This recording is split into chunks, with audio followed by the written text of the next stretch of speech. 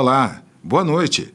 Está começando agora mais uma edição do Jornal Cidade desta quarta-feira, dia 15 de julho de 2020.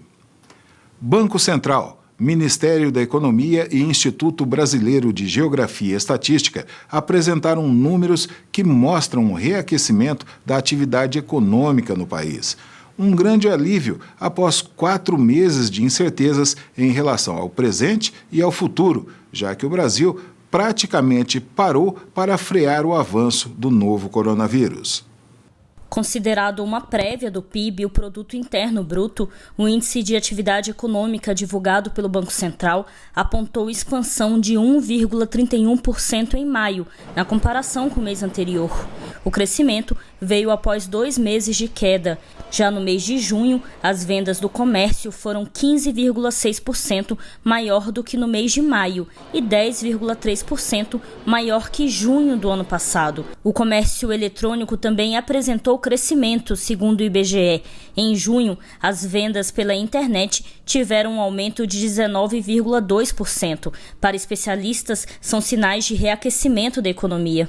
Os números são grandes e impressionam porque a base era muito baixa. A verdade é que em abril, a indústria, por exemplo, praticamente parou, com setores da indústria chegando a quase zero de produção, talvez dando férias coletivas e coisa do tipo. Então a gente está falando de uma recuperação em cima de uma base muito pequena. O professor João Batista foi um dos consumidores que aproveitaram a quarentena para pesquisar preços e comprar pela internet. É um mercado que está aí, é irreversível, né?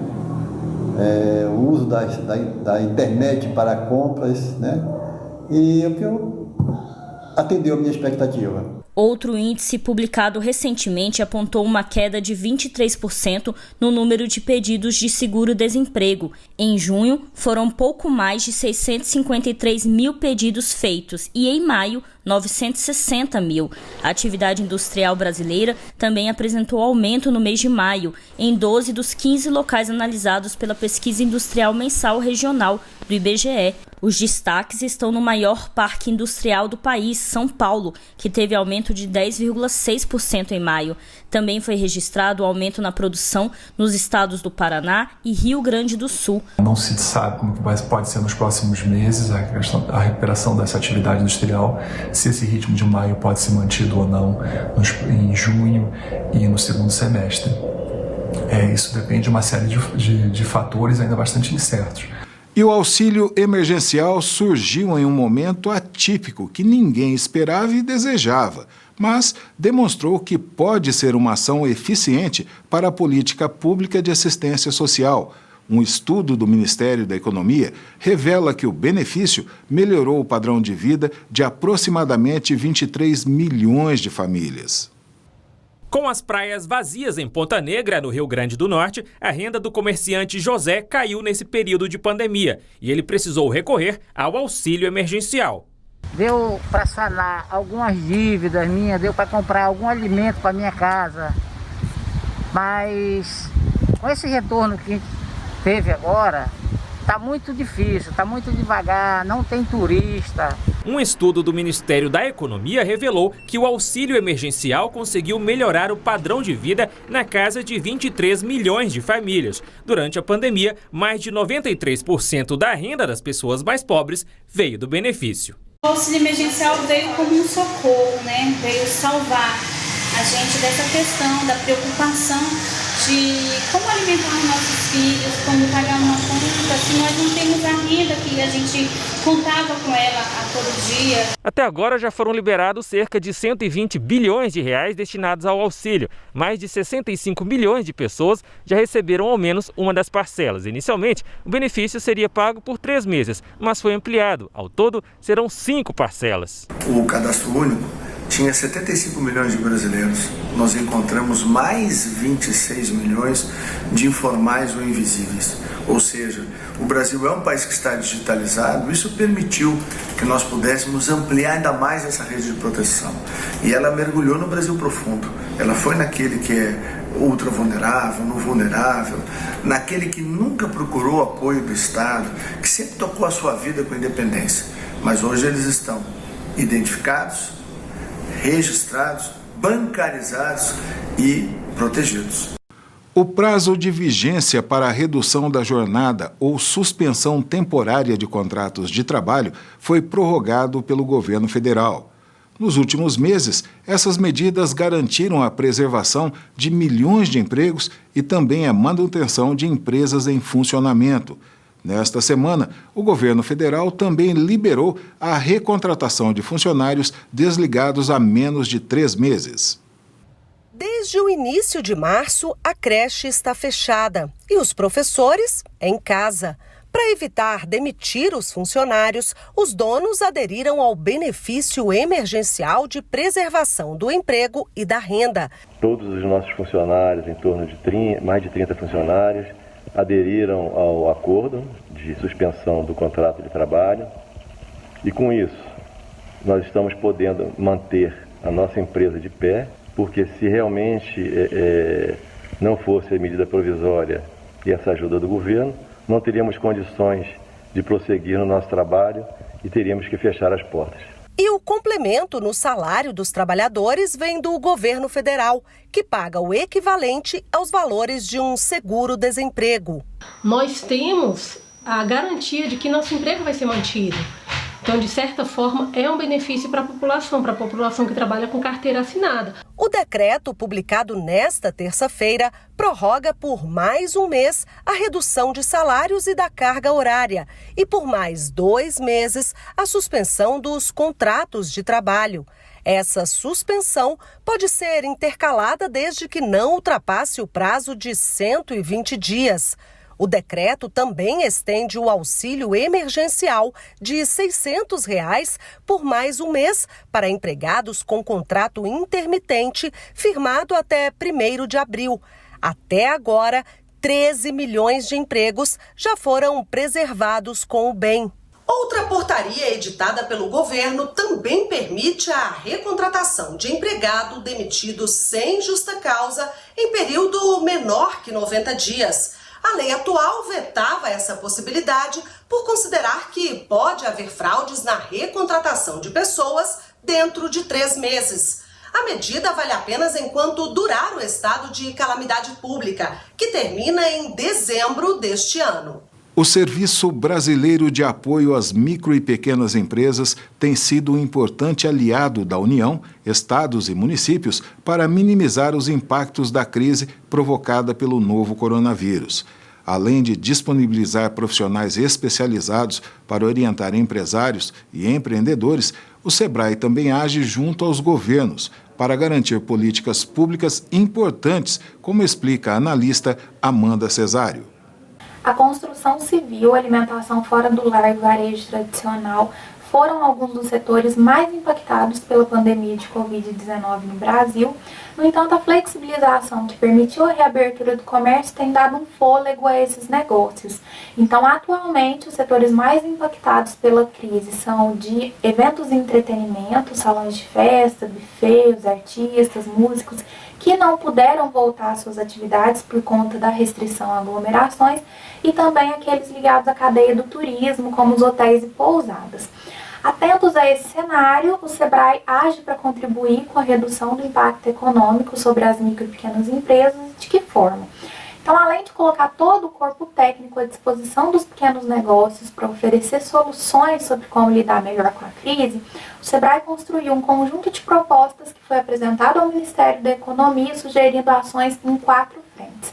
A primeira de redução de custos, então políticas públicas para redução de aluguéis, folha de pagamentos, encargos trabalhistas.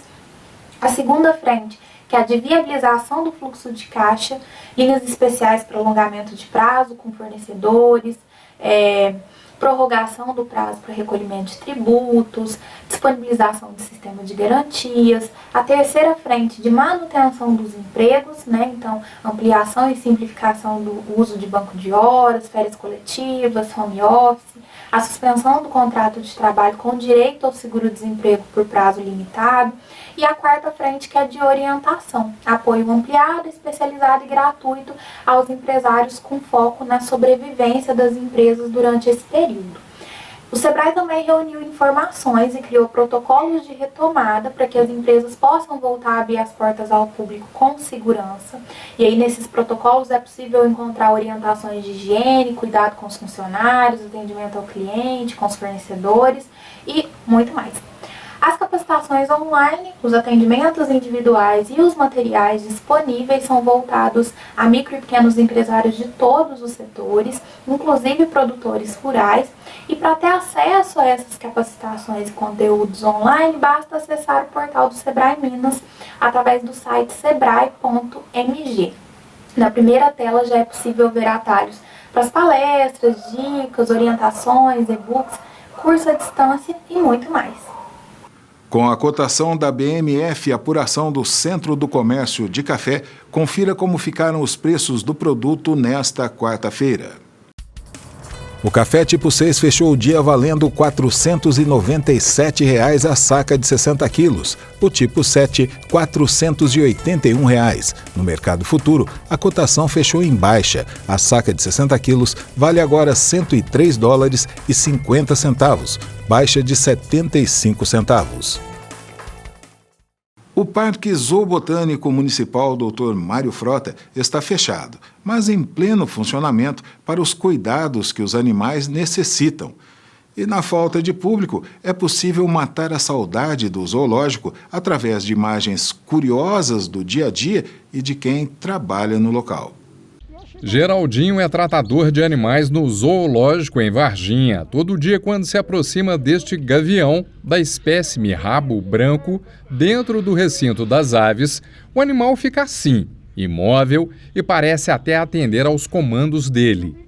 Quando eu cheguei nesse setor das aves, a gente tem como parte da função observar o comportamento dos animais. E eu vi que esta ave tem um comportamento diferenciado das demais. A única que deixa que eu aproxime dela, e a partir do momento que eu vou aproximando, ela faz alguns movimentos. Então sempre o mesmo movimento, já é o movimento da ave. Foi onde surgiu a oportunidade e a ideia de fazer esse vídeo, usando os movimentos dela, colocando as minhas palavras em cima do movimento que ela faz. É como se ela estivesse respeitando o seu comando, né? Isso mesmo, como se ela estivesse respeitando o meu comando. Mas já é da própria ave, esse movimento, de repente até por defesa. Após o comportamento curioso da ave, Geraldinho teve a ideia de gravar um vídeo e postar na internet. Não imaginava que faria o maior sucesso na rede. Comentei com alguns amigos, passei para alguns amigos e chegou até vocês. Eu fico feliz por isso, porque eu cheguei à conclusão que o animal tem muito para mostrar para a gente, para nos ensinar. Principalmente agora nessa época de quarentena, a gente vê que o pessoal está mais em casa e muita gente tem um animalzinho de estimação, que às vezes nem observa os movimentos que aquele animal faz e tal. Seria uma oportunidade interessante para que as pessoas que têm um animal de estimação em casa passassem a observar como que esse animal é interessante, como que ele pode estar mostrando algumas coisas que a gente desconhece. O interessante dessa história é que essa é a única ave aqui no recinto que não foge da presença do tratador. Quando ele chega próximo, ela está ali no mesmo lugar, levanta as asas, fica como numa posição de defesa. Mas o interessante é que nunca atacou o tratador. Em momento nenhum. E assim que eu entro no recinto, ela sempre dirige para o mesmo local, fica esperando eu aproximar e começa a se movimentar, mas sem ataque, sem nada.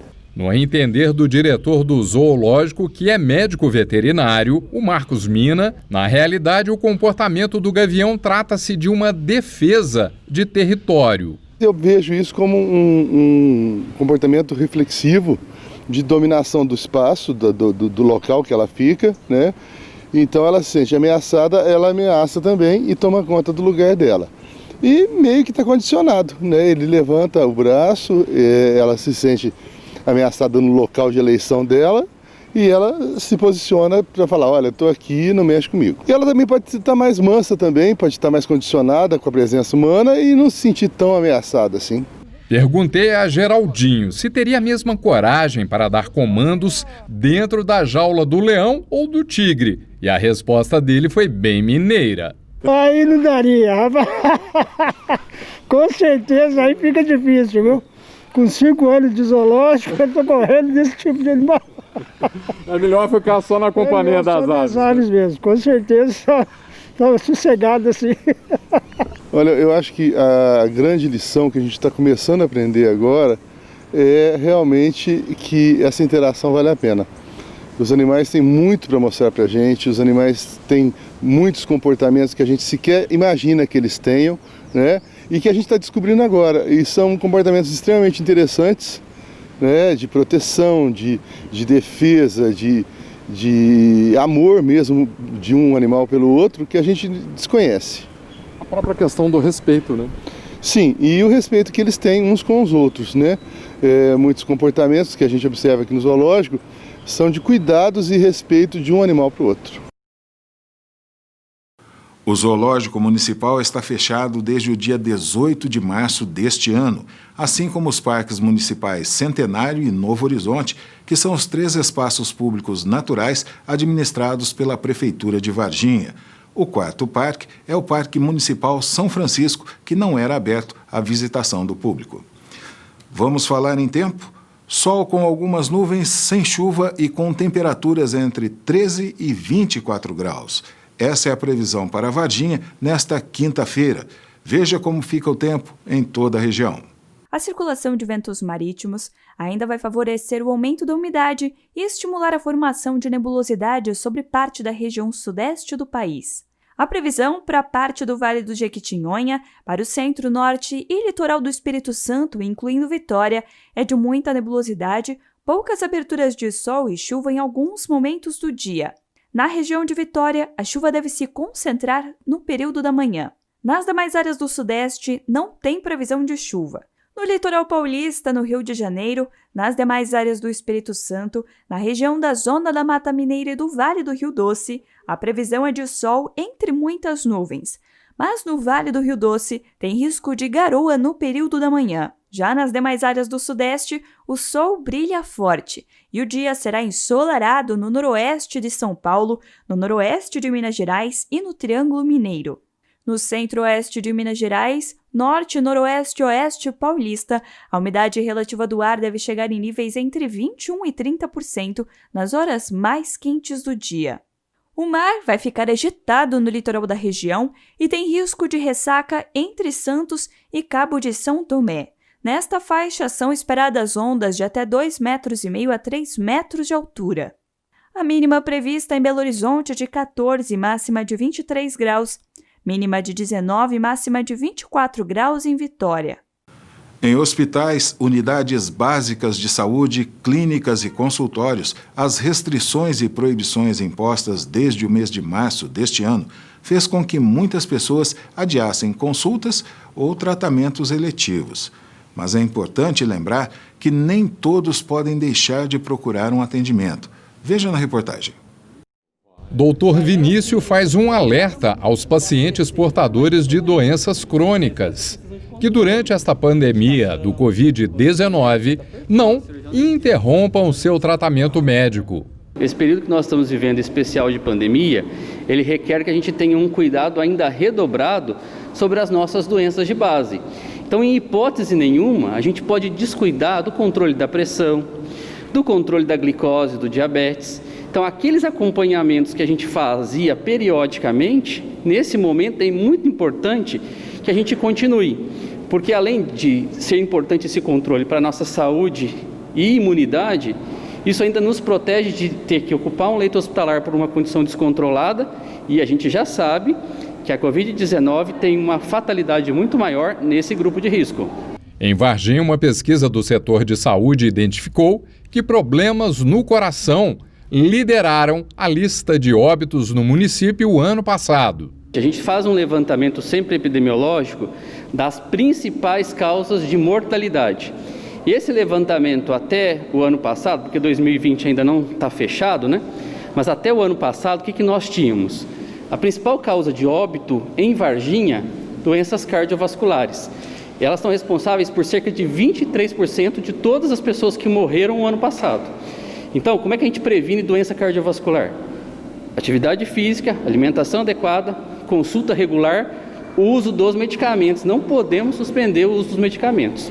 Segunda causa de óbito, oncológicas. Então, a gente tem que fazer as consultas regulares para diagnóstico precoce. Quanto antes a gente faz o diagnóstico de uma doença, melhor é o tratamento e a possibilidade de cura. Então, as oncológicas estão em 17%. Terceira causa de óbito mais frequente, as respiratórias.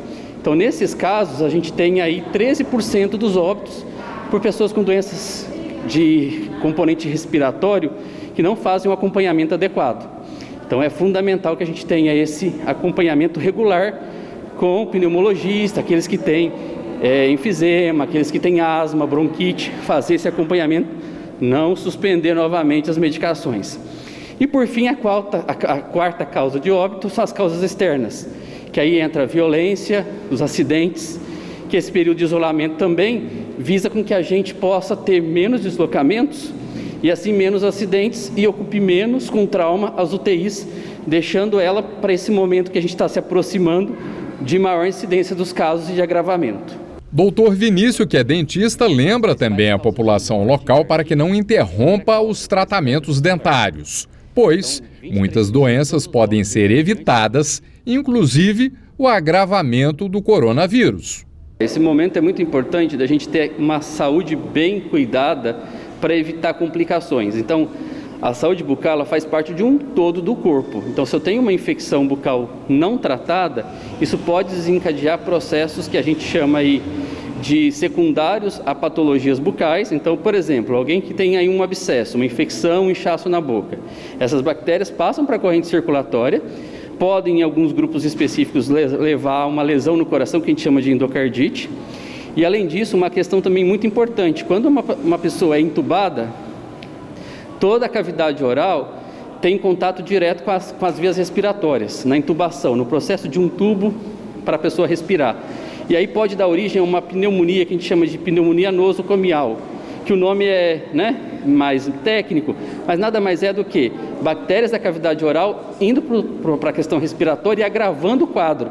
Então, além de um quadro, às vezes, decorrente da Covid-19, eu posso ter uma sobreposição na pneumonia nasocomial por bactérias da boca. Então, a gente não pode deixar de fazer uma boa higiene bucal.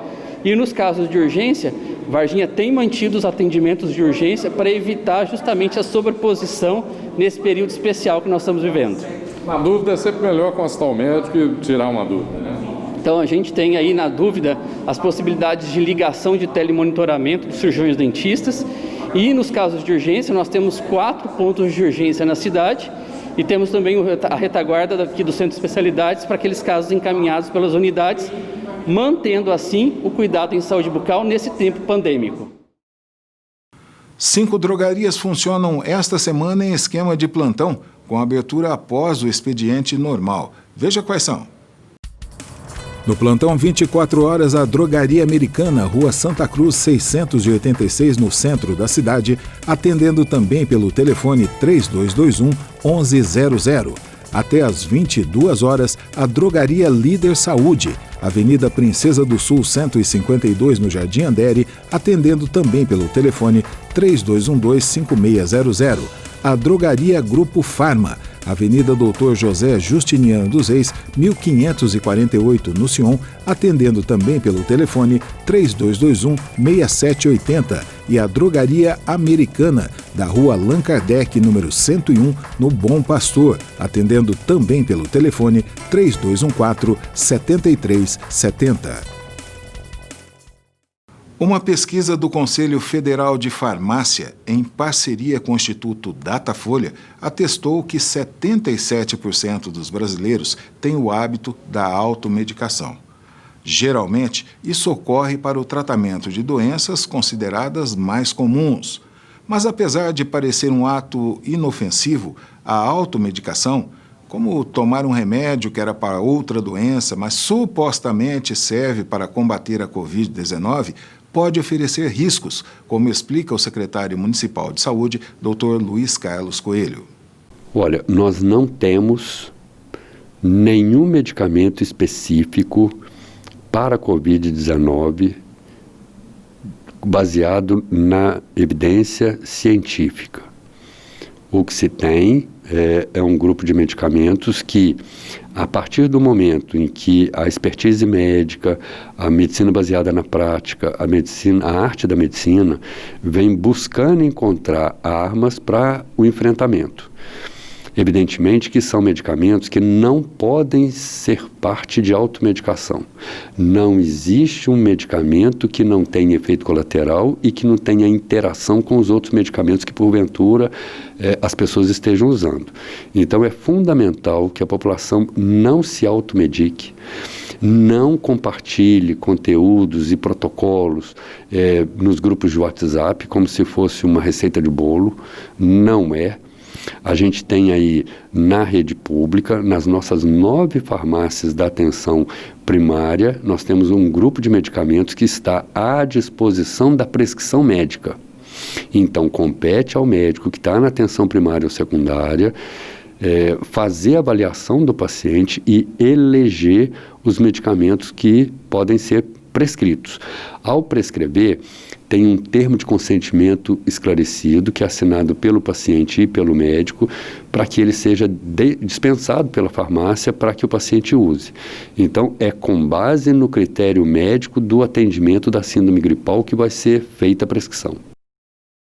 Nesta quarta-feira, o dia D contra o novo coronavírus foi marcado por diversas ações, com destaque para o retorno das barreiras sanitárias, educativas e de monitoramento, a distribuição da cartilha com informações para os trabalhadores domésticos e o empenho dos servidores públicos municipais para sensibilizar a população sobre a importância das medidas de segurança. A data faz uma espécie de alerta aos varginhenses sobre o momento da curva ascendente da pandemia do novo coronavírus, na macro-região do sul de Minas.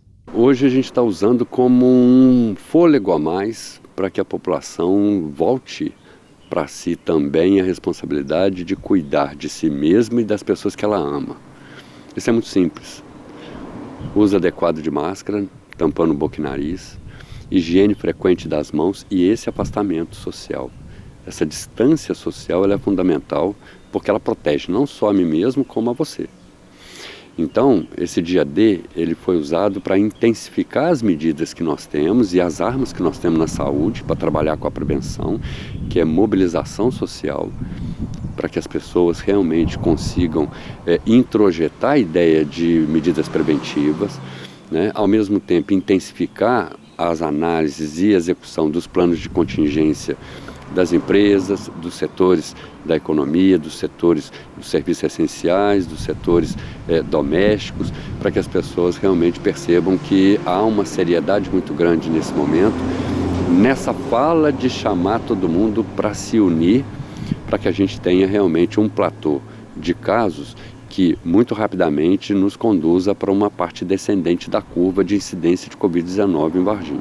Nós vamos iniciar no dia 15 algumas ações para chamar a atenção da população do momento crítico em que nós estamos vivendo. A curva está crescendo, as contaminações estão aumentando, né? O CTI nosso já está também sendo saturado, vamos agora para o hospital de campanha. Enfim, estamos preocupados com este momento, que já foi divulgado pela mídia nacional, que a partir dessas próximas semanas nós vamos ter um enfrentamento mais forte do coronavírus. Então, em conjunto aí as nossas secretarias, principalmente a de saúde, está promovendo essas ações de tal forma que nós possamos realmente despertar a atenção da população para acabarmos com as aglomerações, o uso de máscara. Isso não está acontecendo, nós estamos percebendo que a população, uma boa parte da população não está levando a sério esse momento. Então, é exatamente essas ações que nós vamos implementar, com barreiras sanitárias, com a fiscalização da nossa vigilância sanitária, enfim, o que nós queremos é exatamente isso, um movimento forte para que possamos ter um fortalecimento no nosso enfrentamento. O secretário de Saúde e o prefeito de Varginha fazem apelo à população para que reforcem os cuidados de higienização pessoal e mantenham o distanciamento social. Eu não acredito que tenha alguém que não sabe o que é o novo coronavírus, o que é Covid, que não tem remédio, que não tem vacina, que pode levar a óbito, que pode matar, que é uma doença grave, que principalmente para as pessoas de grupo de risco e os idosos é muito grave. Então, a informação tem, falta transformar essa informação numa consciência preventiva. E é essa consciência que a gente precisa, porque o adolescente, o adulto jovem, as pessoas que são fora do dito grupo de risco, elas se sentem falsamente protegidas, achando que com elas não vai acontecer nada.